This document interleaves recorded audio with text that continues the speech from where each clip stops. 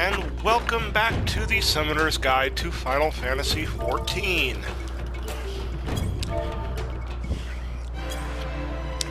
This time we are playing the other non-story dungeon from 3.0, Neverreap. Now, I really don't want to complain about the layout or the design of this dungeon, because it actually is very well designed. But it is a pain in the neck for casters. As a result, this has really never been one of my favorite dungeons. Though, again, it is a well-designed dungeon.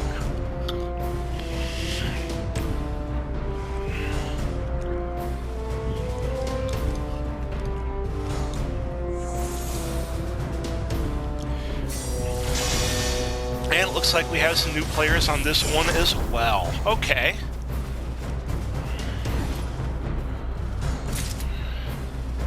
So, first thing you do is that Vanu will give you some Thunder Eggs. You need to start using them on the altars to create these tornadoes that'll knock you to each platform.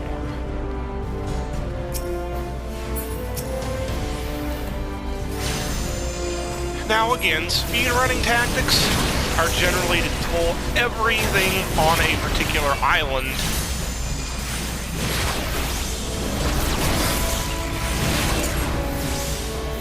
and basically clear out an entire island in a single pull. Since this is a relatively inexperienced group, we're probably not going to see a lot of big pulls, which again, I know I sound like a broken record for people who have actually suffered through watching this entire series, but it's fine. No, don't go that way. There we go. I nearly inadvertently pulled the rest of the group. Yeah, be very careful where you order your pet to go, lest you nearly do what I just almost did. Yeah, that was not good.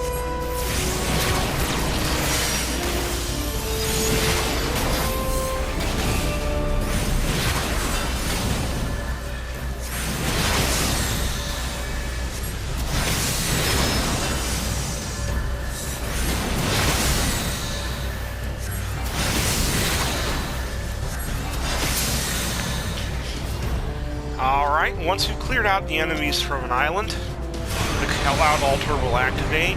You put another egg in, jump into the vortex, get knocked to the next island. This is going to be a recurring theme in this dungeon.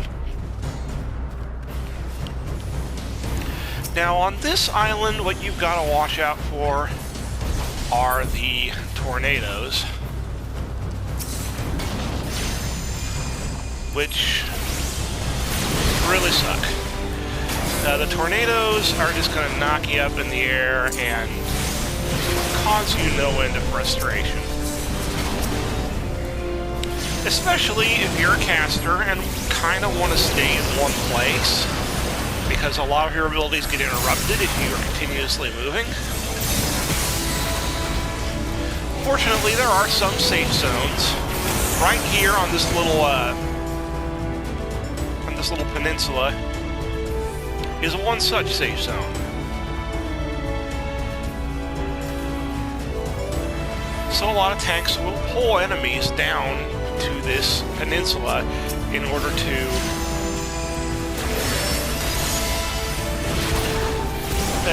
they'll pull things down on this peninsula in order to keep the tornadoes from messing up the group. This is always a good thing. So this tank definitely knows how to tank this dungeon. Now, that said, a lot of times when this dungeon is being run, you'll see the tanks pull the entire room and actually pull everything up to a small safe zone at the north end of the island.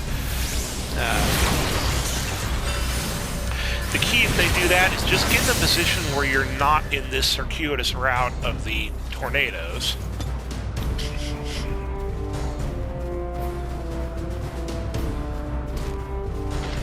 Try to sneak around them best you can. Kind of up, if you see that little ledge off to the right of the path there, where everybody's walking right now. This is also another safe zone where tanks can put your enemies in order to keep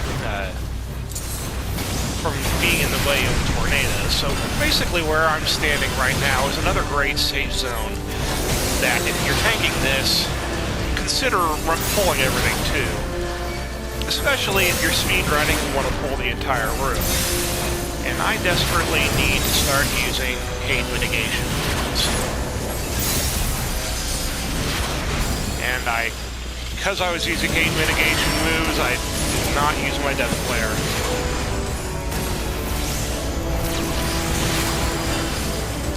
I may have mentioned this before, really one of the reasons I'm running this series and playing everything through as a summoner again is because I've kind of fallen out of the practice playing as summoner.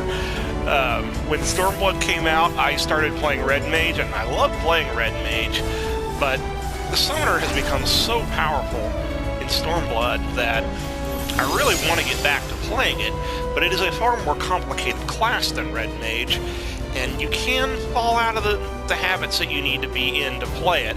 So part of the purpose of playing this as a summoner is to try to get my summoner senses back. Alright, so this boss has a few tactics you gotta watch out for. Obviously, those big AoE bursts are not something you want to be in. When he conceals himself in the clouds, you need to watch. You need to try to find his shadow, basically. Looks like he's over there. Ah!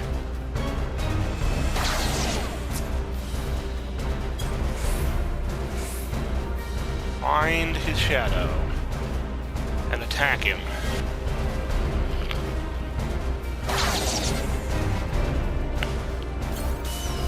Where is he?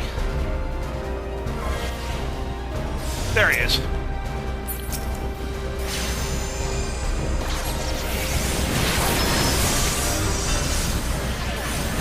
And I'm hoping that the rest of the party realizes he's over here and comes and attacks him before he kills me. Yeah, you need to find a shadow and stay in this little section here.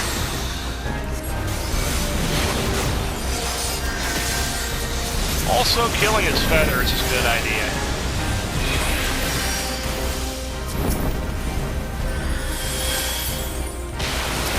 Because if he uses, or if the feather goes off, it'll do a room-wide AoE and get vulnerability up. Not a good idea. It occurs to me it's been a while since I played this, as evidenced by the fact that I was having some trouble finding the guy in the fog. Okay, so he's back in the fog. Start looking for him. There he is.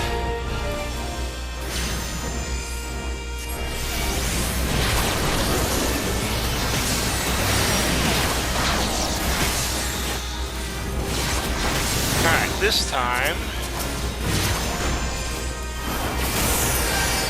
That's incredibly convenient.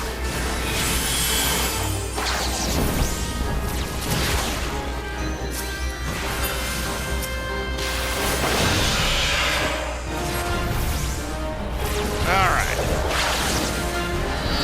Hopefully we shouldn't have to worry about another cloud phase, but we'll see what happens. Oh, that's right, I don't think he does a third cloud phase. But he does more feathers, but if you manage to push him... Ah! We got him. Alright. So yeah, the hardest thing to worry about in that boss fight is when when the clouds appear. You need to find him and stay into his and get into that circle where he is, because only when you're in that circle are you going to be able to attack him.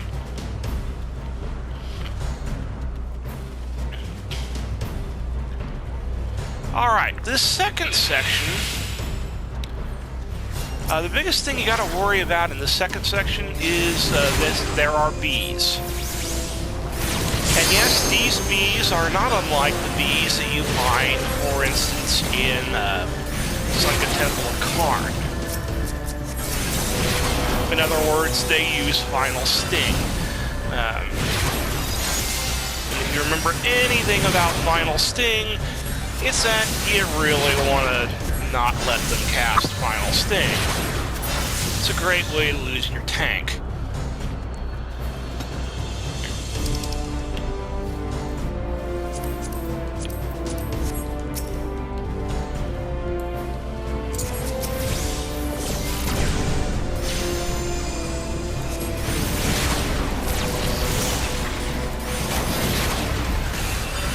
Alright, so you have to kill all these totems to break down that glowing barrier.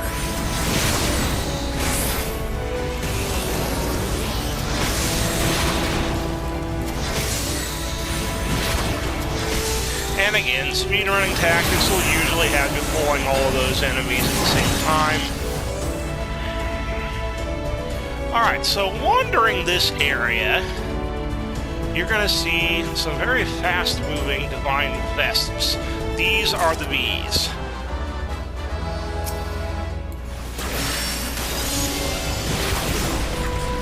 And these are the reason why you gotta be really careful as to how aggressive you're gonna be in this dungeon.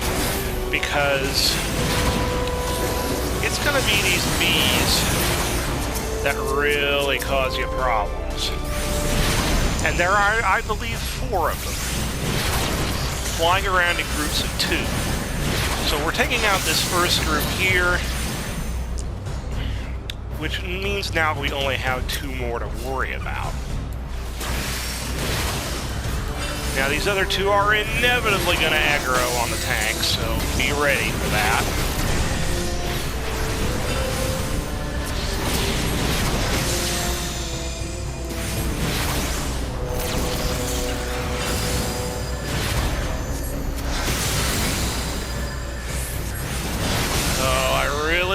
I had ether flow up. Alright, should be okay now.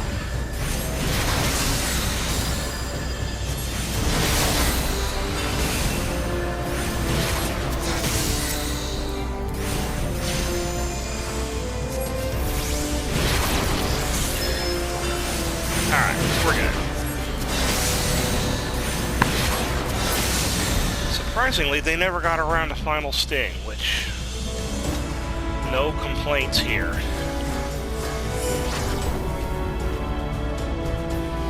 Alright, so just like before, you need to kill the totems over here to break down that barrier.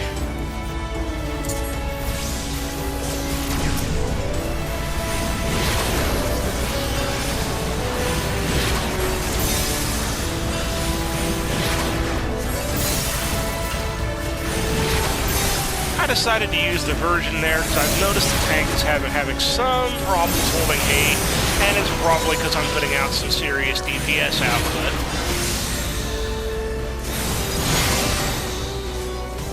Alright, I used my ether flow, but since we're so close to the second boss, I think I'm just going to use standard tactics to whittle these guys down and save my ether flow stacks for the boss.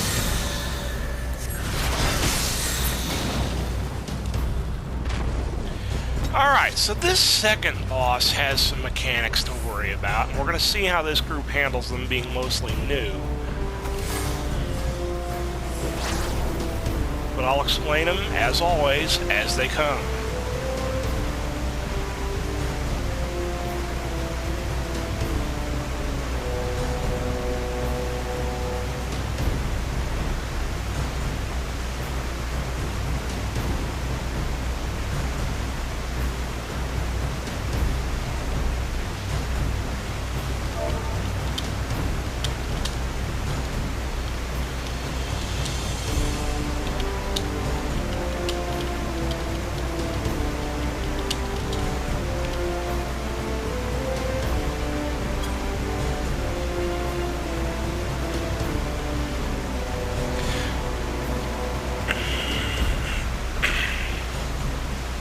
Alright, so the biggest mechanic, the one I tried to explain to the group here, is the totem mechanic.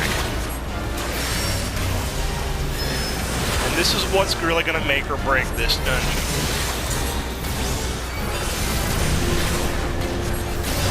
Or dungeon, this boss fight.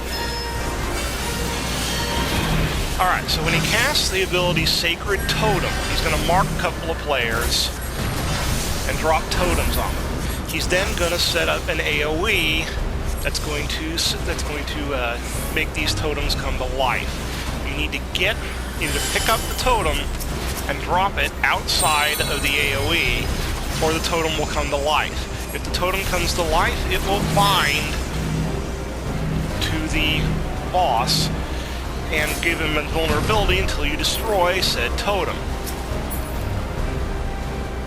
Okay, looks like 2 people have got the totems. That's good.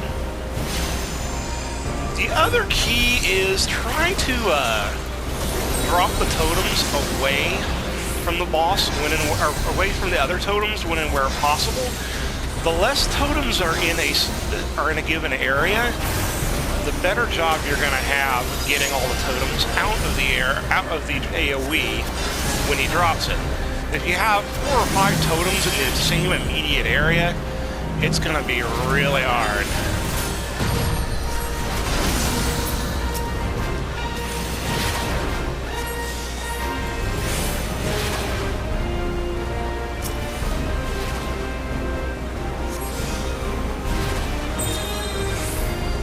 Alright, so in that case, 1 totem got up. So now we need to kill the totem before we can continue hurting the boss.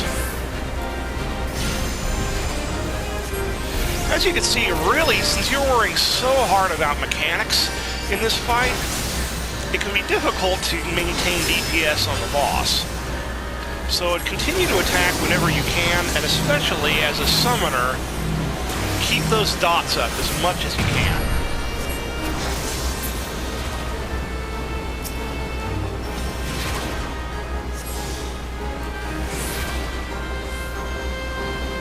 Alright, looks like we took care of it, so now I'm going to focus on the boss, and we should be able to get him down for the next set of totems.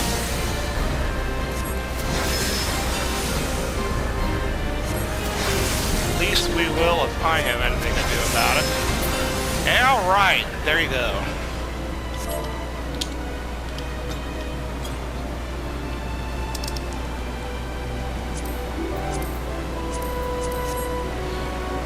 Again, for a group that's not familiar with this boss fight, that was extremely well handled. My compliments to everybody in that fight. Because that can get a little hairy, depending on totem placement and where the AoE drops. Ooh, I won. That, I think, will look great on Violet. Alright. So we are now out of Thunder Eggs. Fortunately, that's the we are also in the 3rd section. Now, those water spouts are obviously something you don't want to be in. It causes actually a very fun little distortion effect. That can be really entertaining to see, but really not very beneficial for you or your party. Now, I don't recall... Oh, yeah, there it is. Woo! I don't recall these wasps use Final Sting. So just focus them down best you can.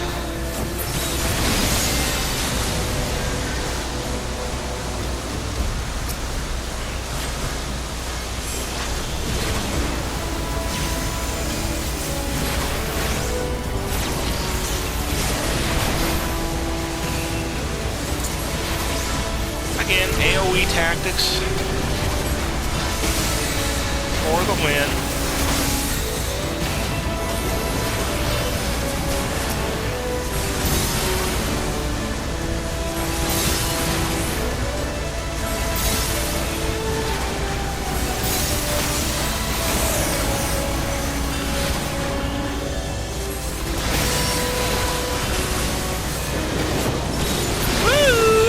Yeah, that kind of weird watery effect that you get on the screen, that's for standing in one of those water spouts. But it also gives you the dropsy effect, which, as I recall, is a dot. So you really kind of don't want to get affected by it. And a warning to any tanks wanting to make big pulls here. While it certainly is very doable, these Divine Dolmels hit hard. So if you're not prepared for the fact that they hit hard, I've seen a lot of speed runs fall flat on their face at this particular point of the dungeon for that very reason.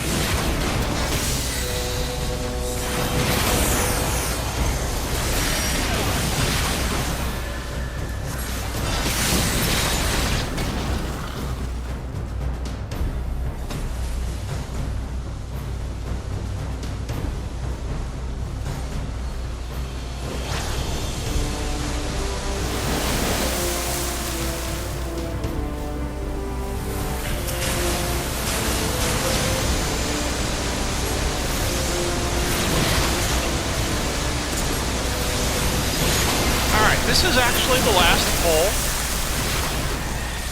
before the boss.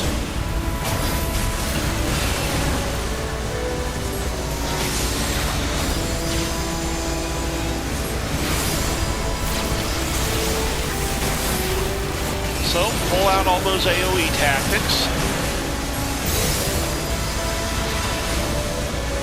And I'm noticing hate becoming an issue, so I'm going to use diversion.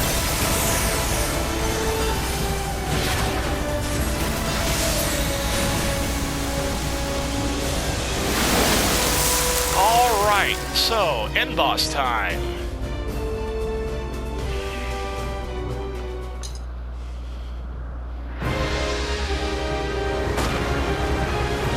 And this end boss here is the reason why I get frustrated at this dungeon.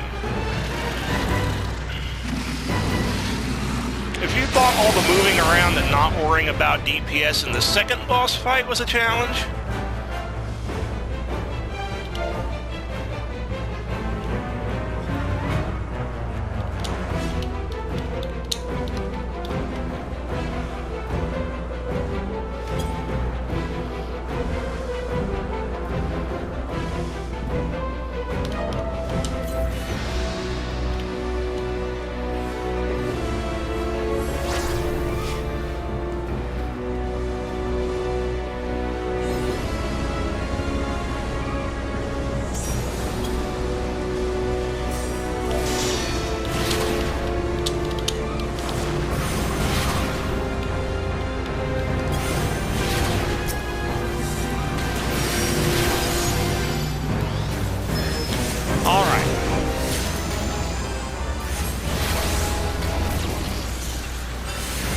pro tip, when you get marked by a AoE marker, or not AoE, by one of those target markers, try to run the target in close to the boss.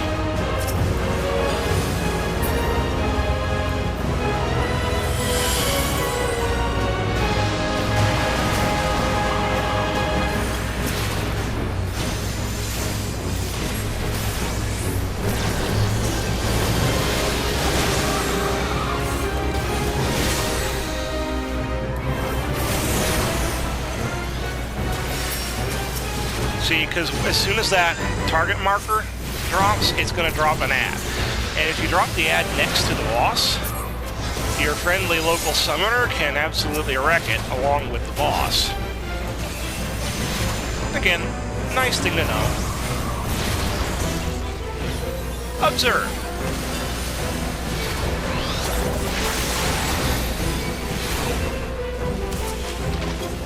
Oh, and the tornadoes, don't get hit by them. Oh, and don't let him run into you. Now, the Divine Gales are what's keeping this guy invulnerable.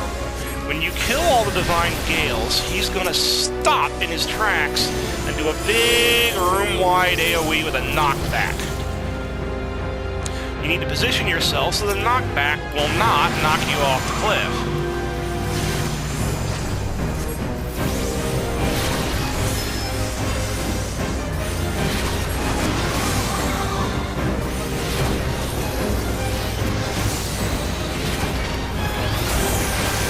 Alright, well, now we don't have a healer. This ought to be fun.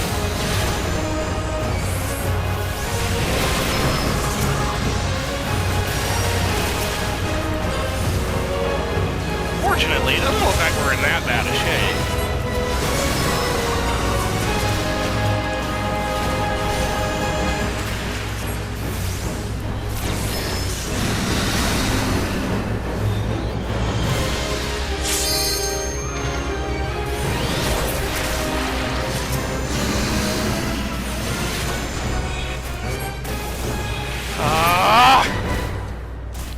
And now I die.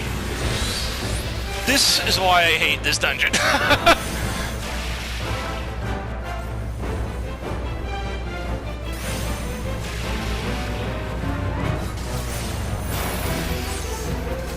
Because you just keep getting yourself combo.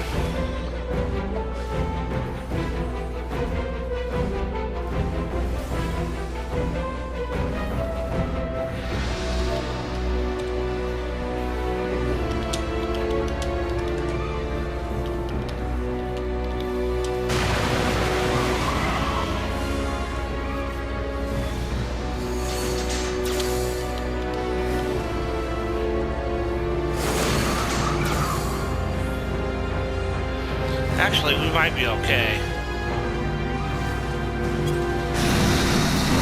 Or not, I don't know. Oh yeah, if we do a limit break, we can do it.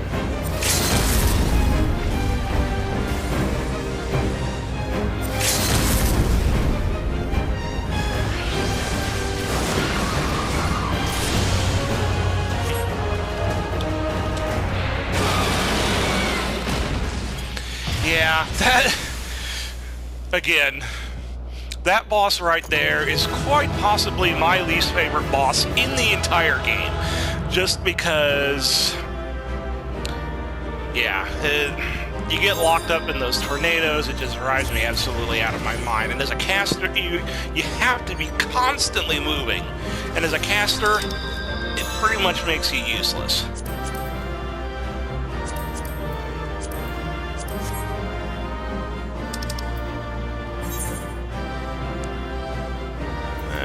Let's give him the... So, that's Neverreap, and I'm frankly glad it's over.